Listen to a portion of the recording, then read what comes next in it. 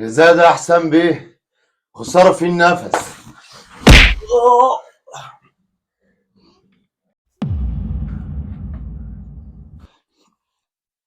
انا هقول لك على كل حاجه يا حسام. انا هقول لك على كل حاجه. مراتك هي السبب، وهي اللي خلتني اقول كده، لان هي ما بتخلفش والعيب منها، وكانت خايفه ان انت تتجوز عليها او تطلقها، وانا بضغط من مراتي اللي هي اختها اضطريت ان انا اقول كده.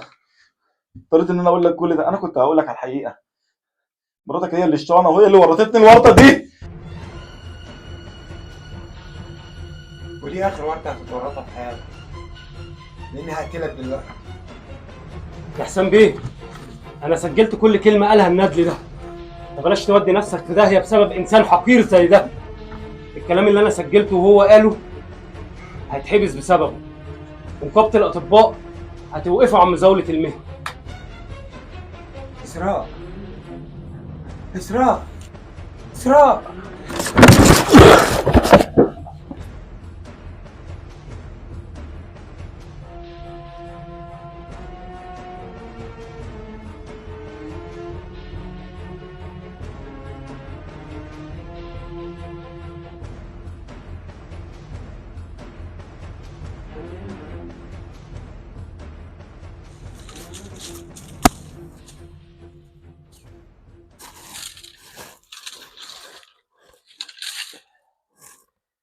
انا نجيت انسان من الموت.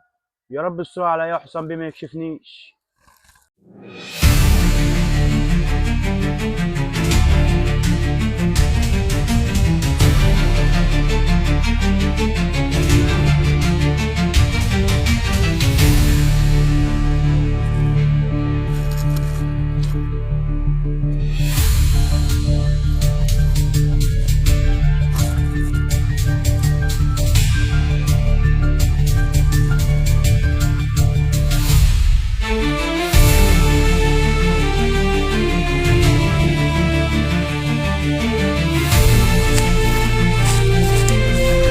مرت، هي اسراء فين؟ حصل يا باشا، ودفنتها على بعد 10 متر تحت الارض. من امتى؟ من حوالي ساعتين. طب ابحث وطلعها بسرعه. بس سعاده البيه، هي كده فرقت الحياه. مطلوعها مش هيفيد بحاجه، وغير كده مش هتعرف تدفنها في مقابر، والحكايه ممكن تتكشف، ودي فيها اعدام. مرسي،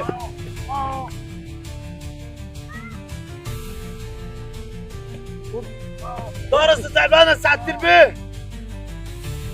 مرسي، مرسي، مرسي.